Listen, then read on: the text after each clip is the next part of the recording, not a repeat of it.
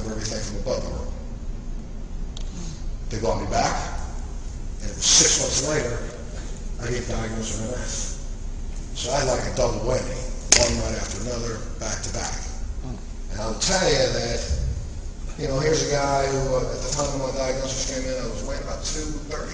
I literally was working out, trying my best. I just done a whole spring for muscle fitness, not being with the man, And, I thought I was really on top of the world, and then all of a sudden, I get this diagnosis, and I'll never forget, I walked in the doctor's office, I was in Round, Utah, to film an episode of Touched by an Angel, where I used to do a lot of acting, and that character I happened to play, I would be the worst character I could ever play. I was playing a guy who was a cult leader who was getting ready to kill all these people. I'm the only person who touched by an angel where Roman Downey at the end of the movie said, "Should we save him?" She said, "Nah." So they sent me straight to nowhere. But in around that episode, it's very funny, because every now and then they do show that and repeat on different stations. You'll notice that through that episode, I play this cult leader, this guy's kind of Jimmy Jones guy, but at the big fire scene, I'm crying throughout the fire scene because I'm getting ready to kill 500 people. And those tears were not very difficult to conjure up, like they really are never difficult to conjure up at any point in time now. Because the day that I got on the plane to go fly and shoot that episode, my legs set on fire. My shins set on fire. My sides caught on fire. And it wouldn't stop. And that's what set me into the doctor, and I would walk into this doctor. This guy didn't know me from Adam. Does a clinical observation, does a couple prick tests, sticking me in places that I really appreciate stuffing him. And he said, "You have MS." And then he looked me in the face and said, "I'm going to tell you, you have to stop your talk show.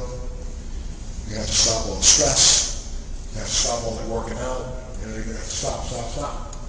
And I thought to myself, this man didn't know me when I walked in this door. How dare you try to tell me what I'm going to be? Where's your crystal ball?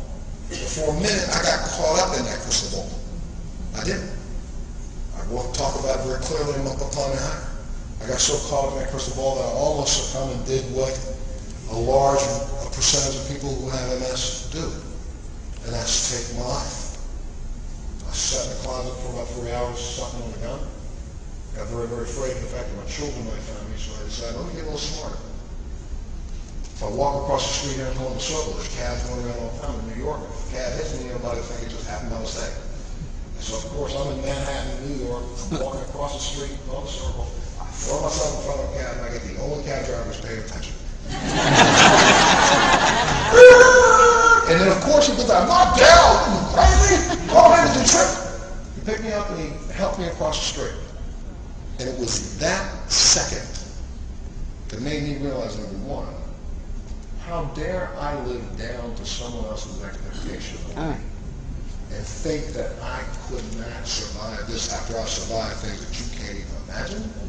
How dare that man? And this guy who's helping me across the street talking in my ear about how much he loves my show and how how many people really rely on me? When that hit me, it hit me like a brick. And I realized right then, that second, I don't give a damn what any doctor ever says. I have MS. Yes. MS will never have me. That's right. So what I do? Not as knowledgeable as Dr. Perlmutter, but I'm going to tell you, I sat out on that second. That day, I went back. I can't use a computer. I got 3 assistants on the computer. I said, I want you to find out everything about anything that has anything to do with MS. I want you to find me every doctor in the world that claims to be an expert, and I literally went to meet them all. I get treated at the Nobel Institute in Stockholm, Sweden. My lead doctor in my care for MS is Dr. Thomas Olsson. He was 3 years ago the signatory to the Nobel Peace Prize for neurology. Okay? I see doctors from Harvard. I see doctors from Johns Hopkins. I see doctors from UC San Francisco and after seeing all these doctors, not that I put any of them down, but dang, I was still dealing with the same issues I was dealing with. So what I decided to do is to start researching. And when Dr. Perlmutter talks about inflammation, folks, inflammation is the kryptonite for MS. It's the kryptonite for most neurological diseases. And I set about, not even knowing what the science was, I set about trying to find everything and anything that I could take that could reduce the inflammation in my body. Now, I have a very good friend of mine, for different reasons, but business reasons, said, hey, you know, you look at this company called Montel, they have things called antioxidants. Really? Reduce the inflammation, let me take it. So 3 years before you heard anything about this, I started putting this in my mouth as looking at the very first study that came out talking about this product's benefit. And I said, okay, that's great now.